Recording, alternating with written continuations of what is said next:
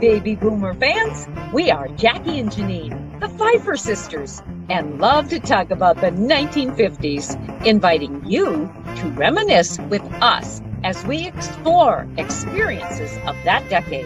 Grab your favorite malt or Green River. Make sure you are wide awake and get ready to be inspired about the 1950s. Welcome to the 1950s Fun Chat.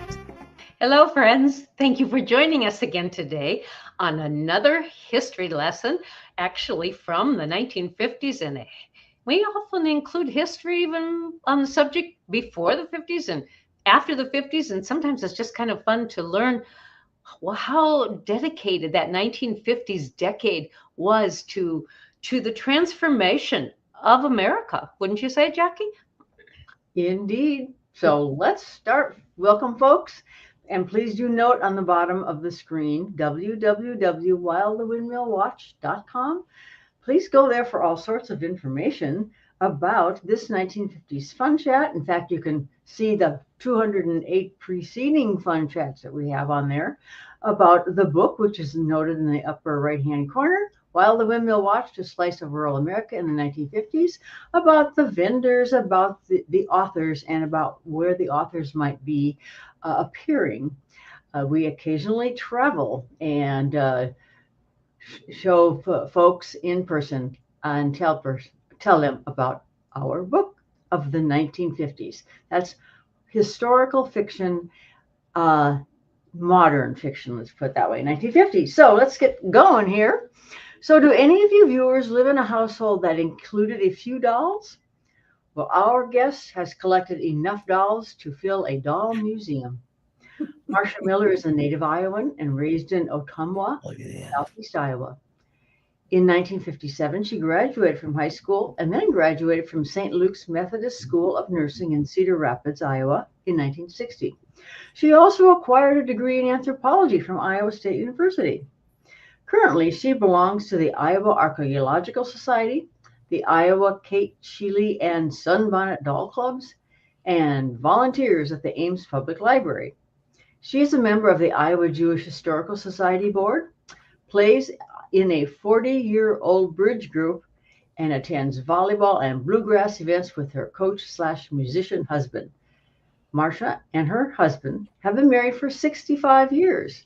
They've had 4 children and 11 grandchildren. And Marsha, we welcome you and your partial collection of dolls to the 1950s Fun Chat. Yes. Thank you. Mm-hmm. So let's go back to the beginning. When and why did you begin collecting dolls? And also tell us approximately how many dolls you have. That's a hard one to answer. My mother was a doll collector, and she had sisters, and then she had only daughters. So it was kind of a ripe situation for being a doll collector. She loved dolls, and when she passed away, my sisters and I, she had kept all of her own dolls and all of our dolls, and then she had collected as well. So we had to do something with them. My 2 sisters took their own, but they weren't terribly interested in collecting. But I took my own, and then I took mother's, and I just had them at my home, and my girls liked them, of course. I have 1 son and 3 daughters, and they loved them. But it got to be, I thought, what am I going to do with these? So one day in the newspaper, I saw an ad that said, a bus is going to Kansas City from the Des Moines area, and it's sponsored by 2 doll clubs, and we're going down to Kansas City for the opening of the United Federation of Doll Clubs Center. Cool. And they had a place in Kansas City that they were going to have a museum, an administrative center, a library, and all of that. So I thought, I would love to do that. So I did. I signed up for the bus, and I met all of these women from the 2 doll clubs, and we had a wonderful time. It was just a great occasion. And I thought, if I'm going to have these dolls, I might as well belong to a doll club. So I did. I joined both of them, and it's been just a continual thing. One of the responsibilities of belonging to a doll club is giving programs.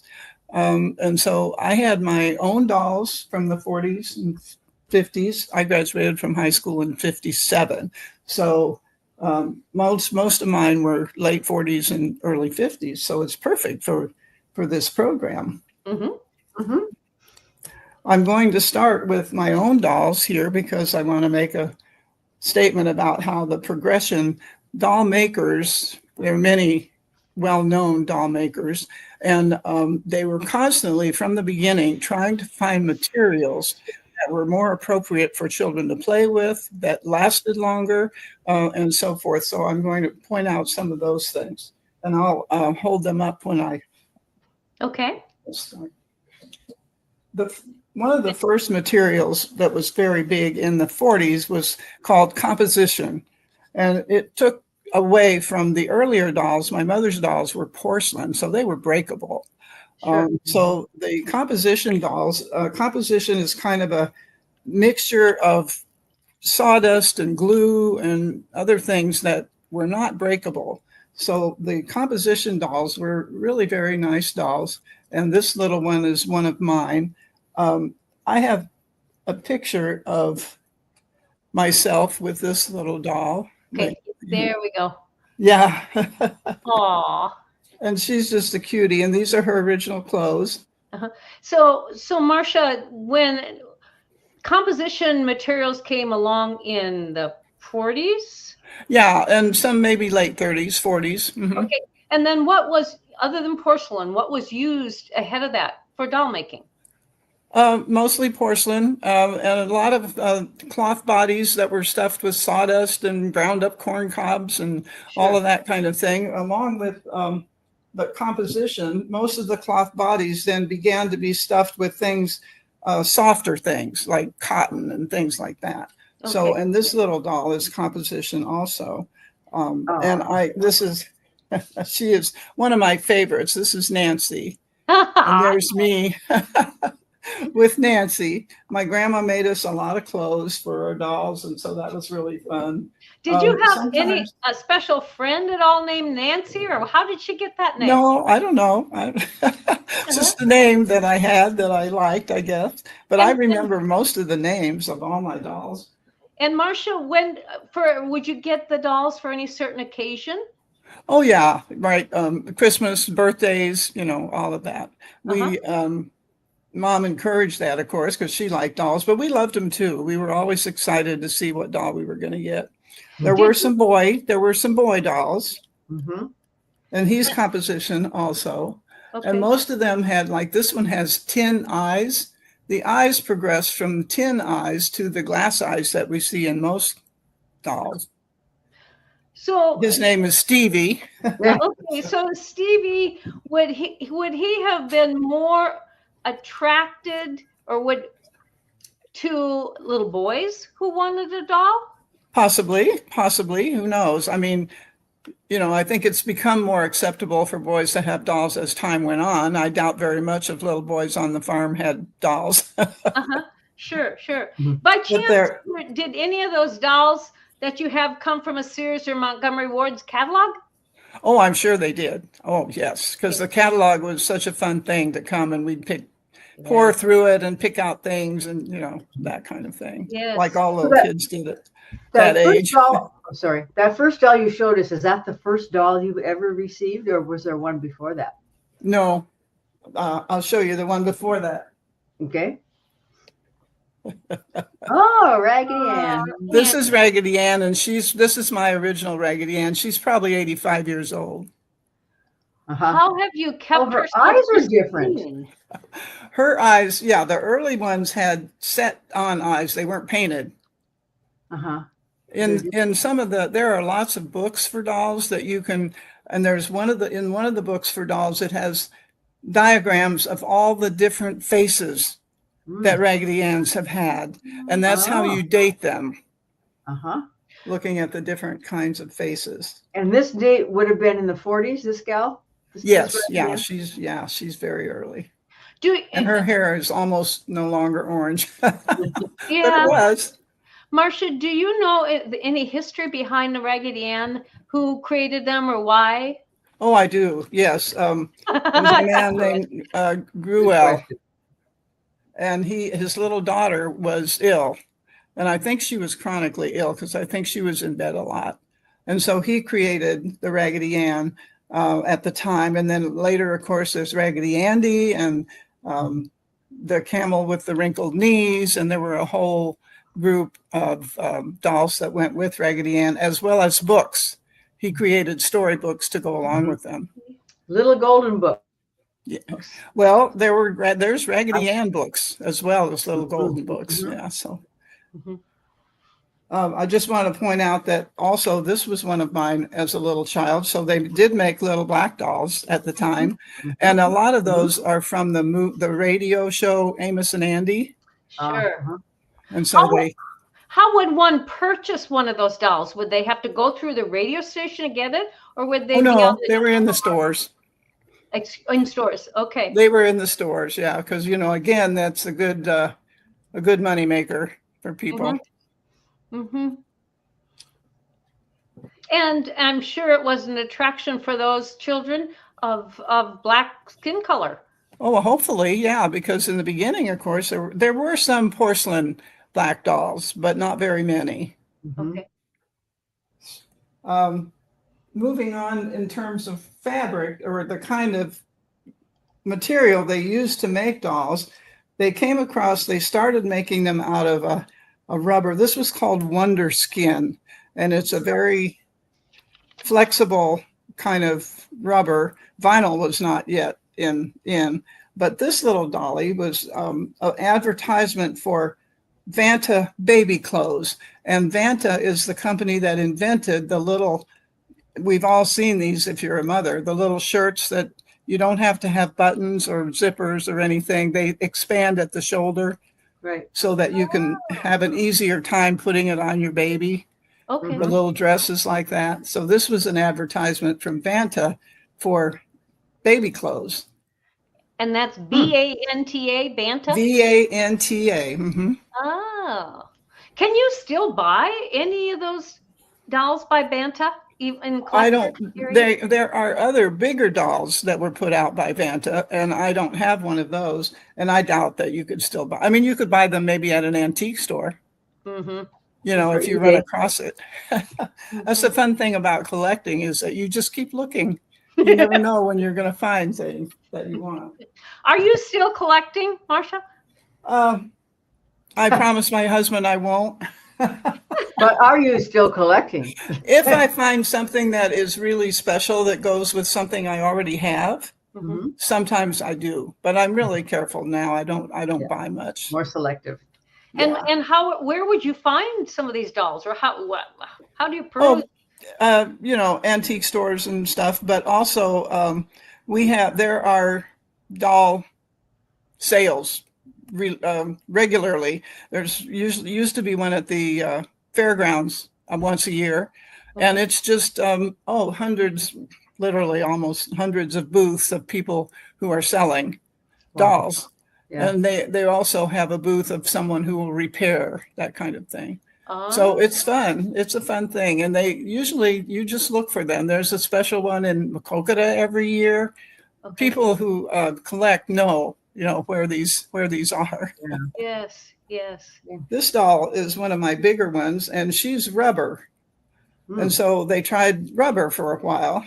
And you could see from the coloration and stuff, it doesn't last very long. No. Right. And is her hair actual hair, or is it painted on? Or? Yeah, her hair is painted on. She just has a bonnet on because it's composition, and it starts to crack after a while. Okay. But the rubber also was difficult because this is an early Gerber baby, and her arms are just completely, they just don't hold up, especially and so her whole body is pretty much being destroyed because the rubber just didn't hold up. Well, speaking of Gerber babies, how they probably brought them out because of the Gerber baby food. Oh yes, yeah.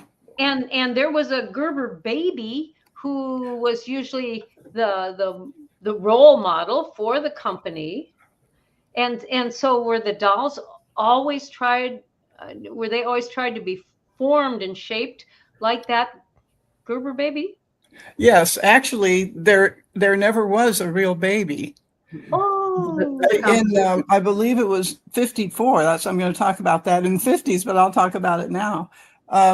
In 54, the company put out an advertisement saying, we would like to choose a baby for our advertising, send them to us. So people, hundreds, they received hundreds. And what happened then was that a woman sent in a sketch that she made of her baby, and they loved that. And so they wrote to her and said, we would like to use your sketch. And she said, oh, I'll fix it up. And they said, no, we like it just the way it is. And so that's what the Gerber baby became. Okay. And later, this is one of the types of dolls that has changed over time. So the difference between these two little faces, but they're still coming out. I mean, they still come out with Gerber babies. So it's just a matter of, progress, whether you have it look as much like the little sketch as you can. Sure. It's the eyes on that little one, that yellow, especially the one with the yellow on. And I do remember the sketch. There was a lot of yellow in that sketch. And this one does not have open and shut eyes. Those are just regular, they're inset glass eyes. Yeah. Okay. But this one has open and shut eyes because, of course, that's progress. Yes. Yes. Yeah. And then going into the later 40s and 50s, this doll is more of a soft vinyl, and this kind lasted. This kind was pretty good. It didn't turn dark, but one thing it did was it got sticky. So sometimes they're kind of sticky. And this one has a cloth body, but this one is kind of different because I love baby dolls because, I don't know, I always love babies and I'm an OB nurse. And so I always have loved baby dolls. And so they began to make like different expressions, like this baby is crying. So does that baby have an accessory of a bottle? Yeah. Does that baby have a bottle? Yeah, this one. Yeah, many baby dolls came with bottles. And then they wet also? Some of them do. This one has a cloth body, but this one is a progressive type of vinyl. It's not rubber. It's like some kind of vinyl, but this one has held up very well. And she has a hole in her mouth, so she's a drinking wet baby. Okay. But you had to pretty much have a vinyl body for that because there was a tube from the baby's mouth to the tushy. Oh, okay. And that's how they would drink and wet. And those are her original clothes? Yes. She's a summer gal. Yeah. Marsha, how do you store all of these dolls? I mean, and folks, this is only a portion of her collection. Oh, very small portion. So how many dolls about do you have? I couldn't begin to say. I'm sure it's hundreds. Yes. My girls packed them up when we were moving here a year and a half ago, and we just put them in bins. And I have a third bedroom, and I have probably the stacks of bins are probably 4 high and 1, 2, 3, 4, about 7 stacks.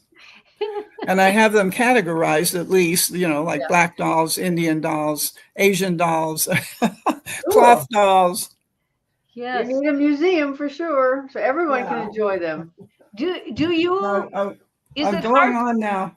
Is it hard to find dolls of different cultures? Yes, I love that. I like dolls of different cultures, and I have a lot of those too. How do you? Are they difficult or pretty easy to find? It depends, through time. For one thing, I have dolls from my travels, and those are pretty easy to find because most countries realize that tourists love those.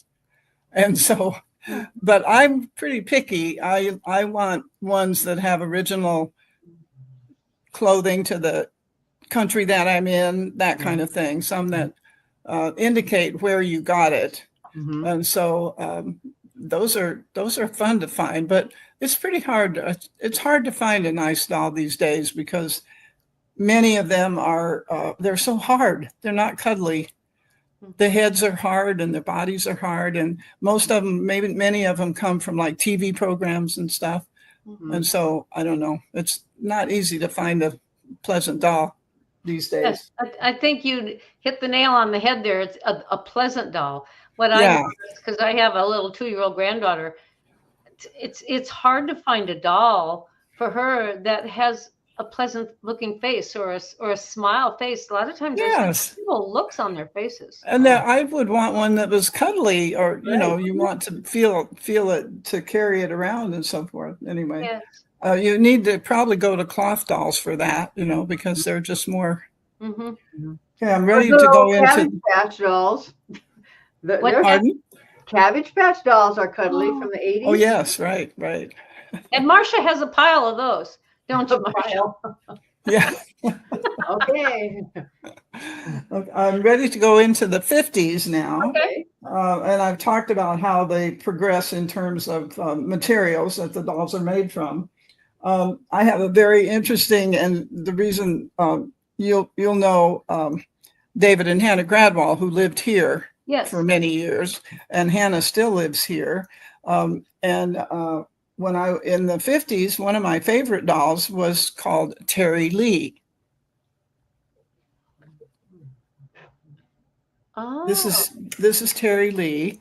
This is Jerry Lee, actually. Terry Lee was his sister.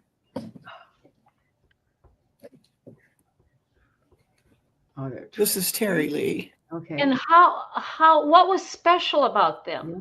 Well, I had Jerry Lee when I was a little girl. So one day,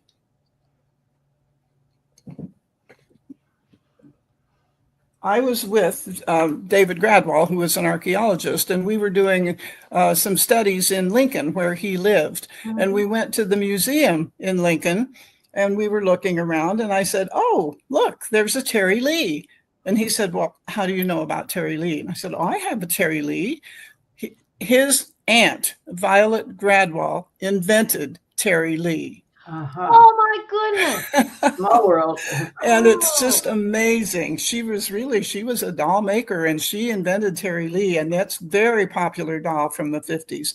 And in 59, actually, Gene Autry, she made a Gene Autry Terry Lee, and he came to the factory and okayed all the clothing and everything.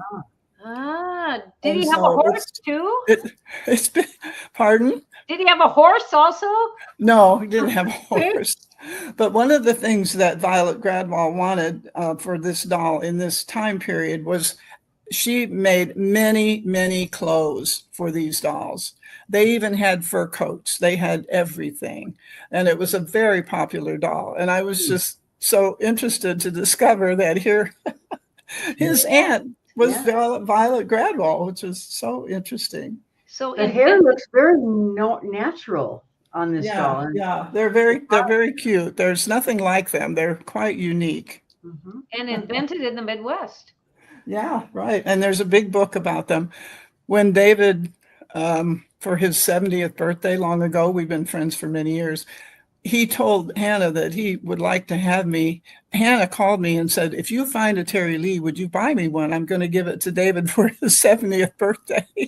And David said, "I would love that, but just don't tell anybody." well, that leads me into a doll, soft and cuddly. Do you often find people with health issues who love a doll and hang on to a doll and want that contact? I do, and I have several that I'm willing to pass on to the memory unit or whatever here. I just haven't gotten around to doing it. But when we unpacked, I found several that I would be happy to pass on, because I think that stuffed animals and cuddly things are quite they're comforting for people. Yes. Okay, moving on. This next little doll is Toni. And the 50s were big for an introduction of non-baby dolls, more little girl dolls. And this is Toni, and she came with a Toni perm. Oh, Remember the sure. Toni perms? Oh, yes. Yeah, you could give her a perm. I mean, I don't think this is probably a new wig. Somebody probably did try to give her a perm, and it was dreadful.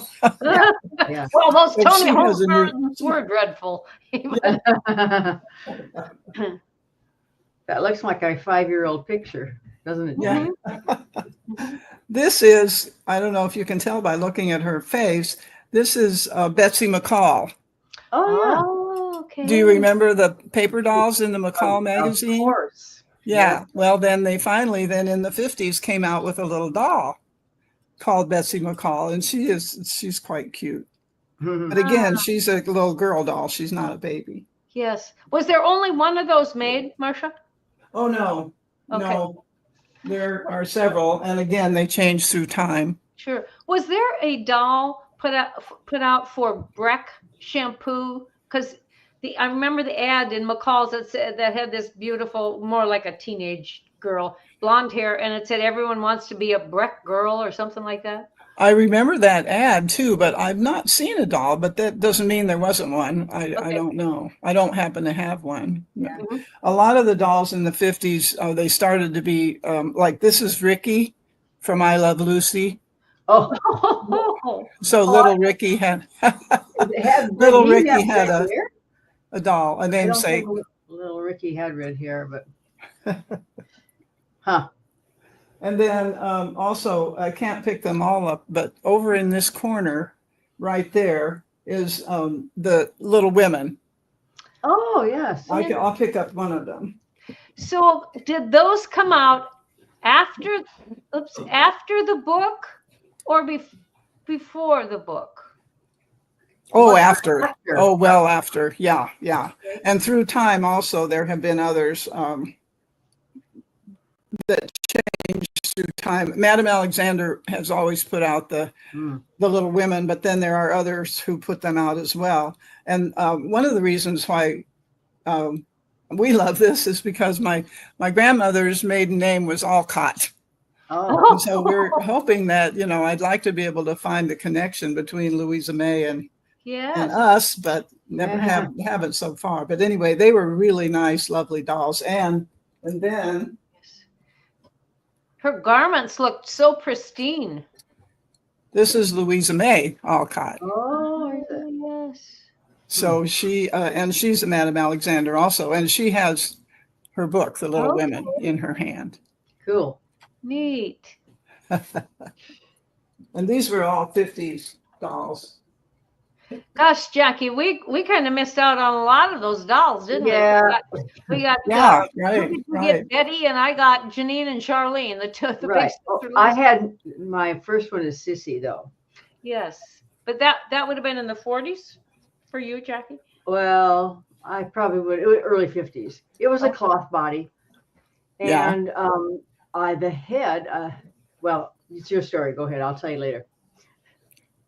Also in the 50s, Vogue, the Vogue doll company, started putting out Ginny. Did you have any Ginnies?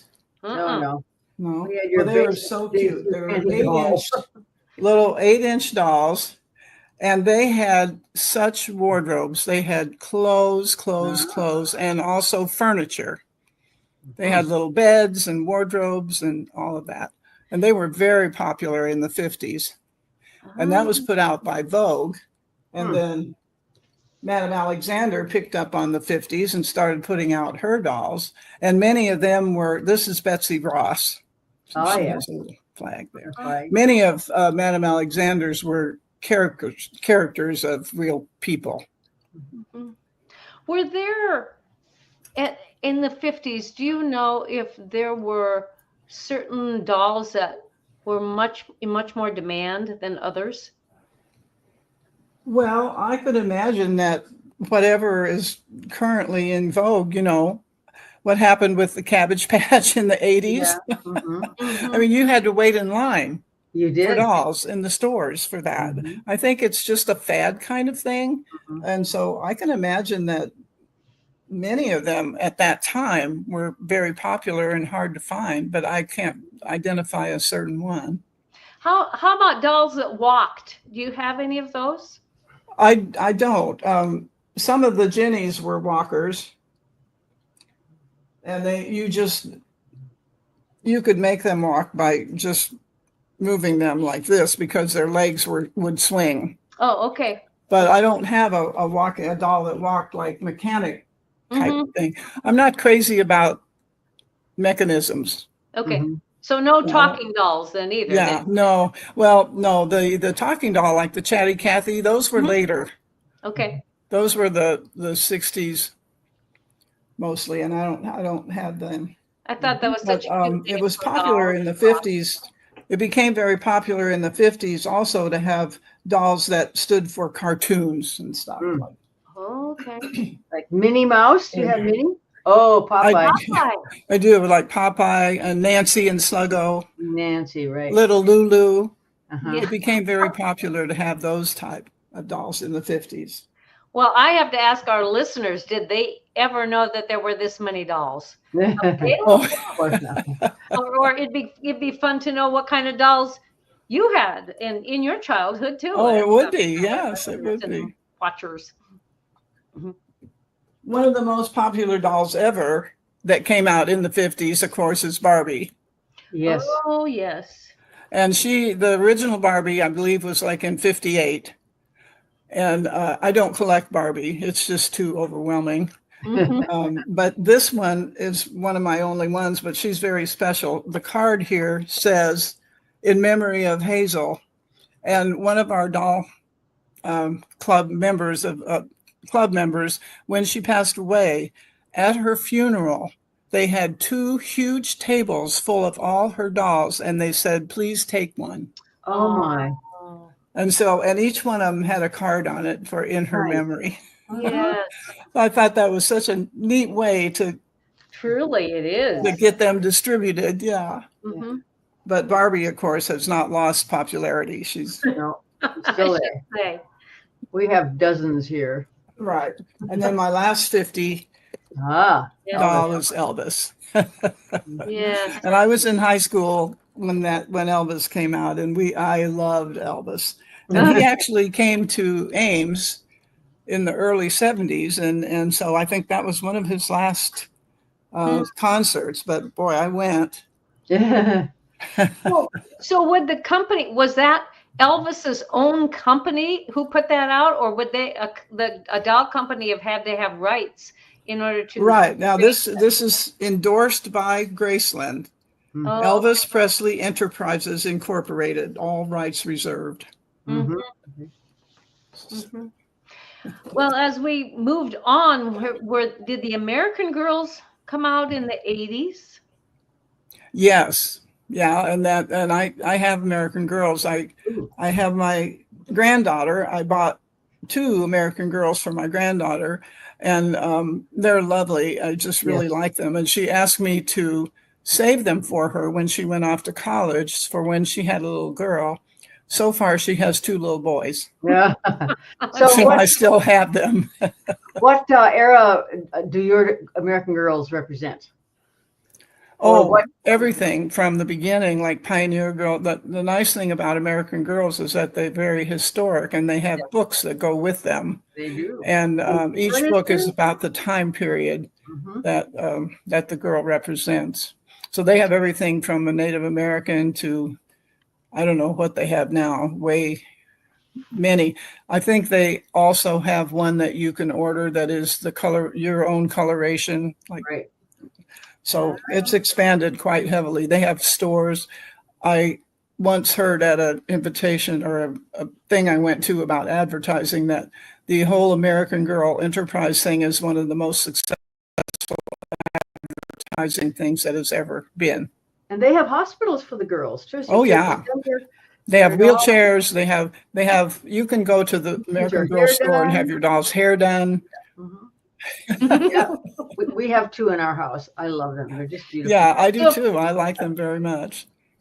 if you can get your hair, if they can get their hair done, that is natural hair then, human hair. I think, well, I don't know, but I know that I took my little granddaughter to the American Girl store in Chicago, and we had a wonderful time. But I know that, they had a whole rack of little seats, like for shampooing and for getting your hair done. They had a place where you could do that, and they had a lunch and you could sit, and they had chairs at the table for the dolls, and they also had a play, and it was like carpeted tiers where you could sit with your doll and watch the play. It was quite fun. We went on the train from my in-laws' place in northern Chicago downtown, and there was another grandmother with her little granddaughter on the same train. Oh, fun experience. How old is your granddaughter at that time? At that time, she was probably maybe 10, 9 or 10. Just right. Yeah. What do you consider to be the doll of today?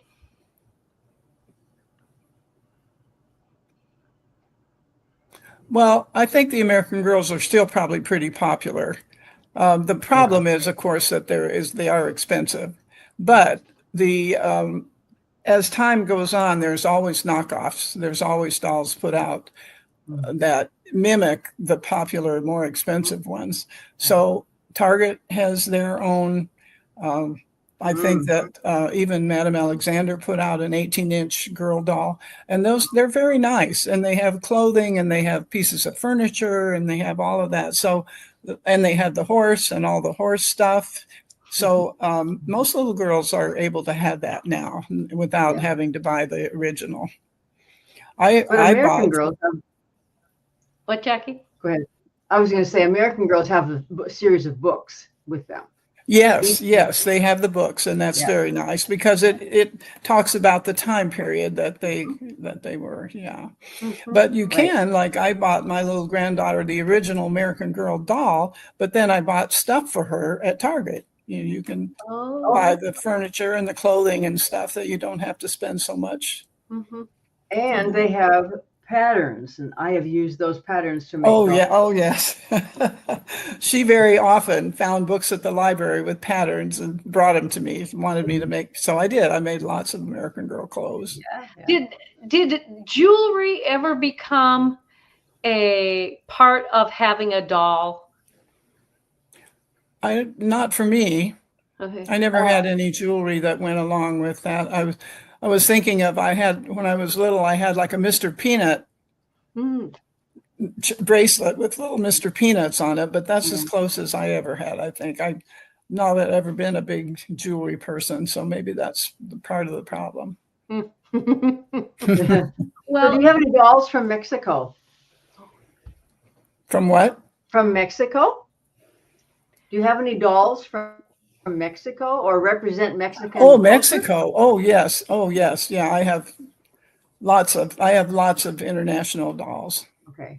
So I was thinking perhaps there was that doll might have a gold stud in each ear. Yeah.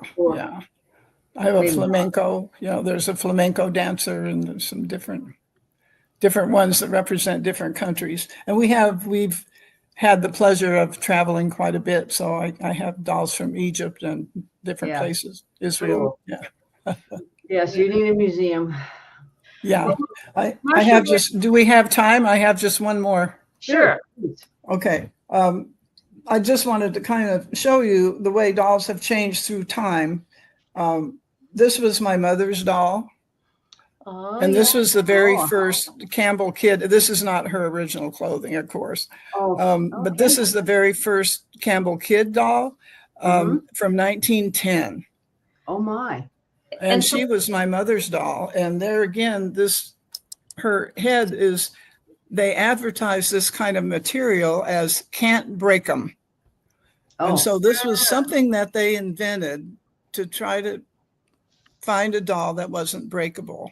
So she has a cloth body, but then she has this odd head, and I'm not sure what that is, but it's not glass and it's not porcelain, so it's not break 'em.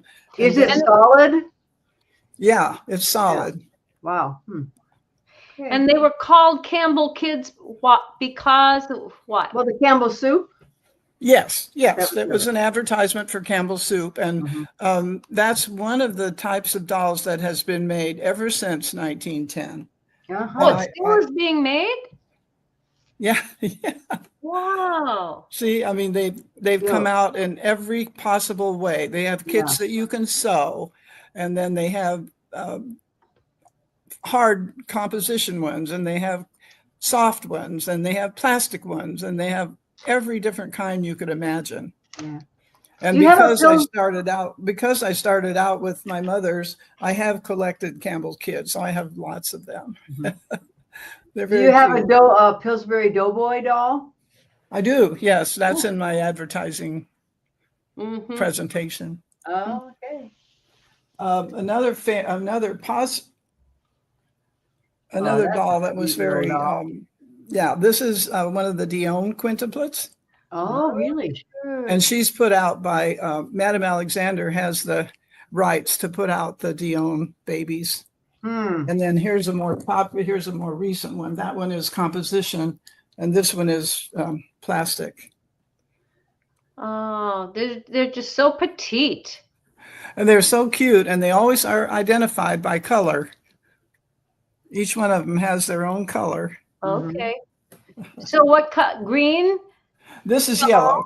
It's yellow. They're just faded. Okay. So what are the 5 colors in? Green, yellow, pink, blue? Lavender. Yeah, blue and lavender. Okay. Kind of the rainbow colors. Yes. Yeah. They're Pastel, nice. They're though. always pastel. They're always pastel. Sure. And then the storybook dolls were very big in the 40s and 50s. And I have a lot of those too. And originally, they did not have open and shut eyes. Okay. So, but in 1950, then she started to put out ones that have open and shut eyes. Look at those tiny eyes. Yeah. and in her mouth. So did each doll come with a storybook? Yes. Well, each doll was representative of a storybook. And they always had these little gold things on their arms to tell what they were, like Cinderella. This one is, I think, spring. This one is spring. This one is Cinderella. Not so there were, if you remember, I had some in the Trevines during that art. Yes. Yeah, that's part of these.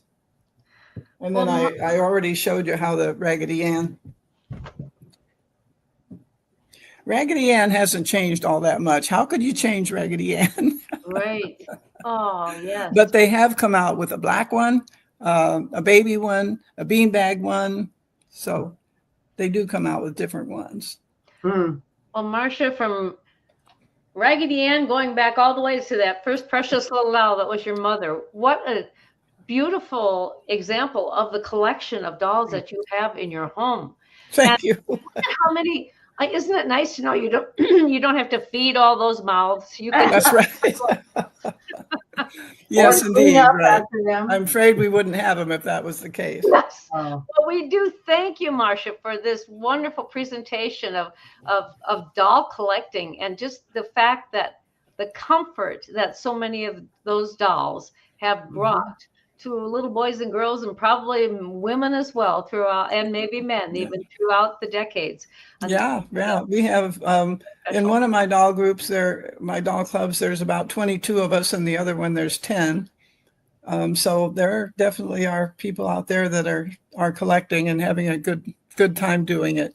You bet. All right, Jackie, how can you close our program today? Well, I'm just going to say thank you very much, viewers, and we encourage comments and questions when you see this video on our website or on YouTube. Yeah. So until next time, tell your friends, even your relatives, about this 1950s fun chat. Till then, toodaloo. Bye-bye.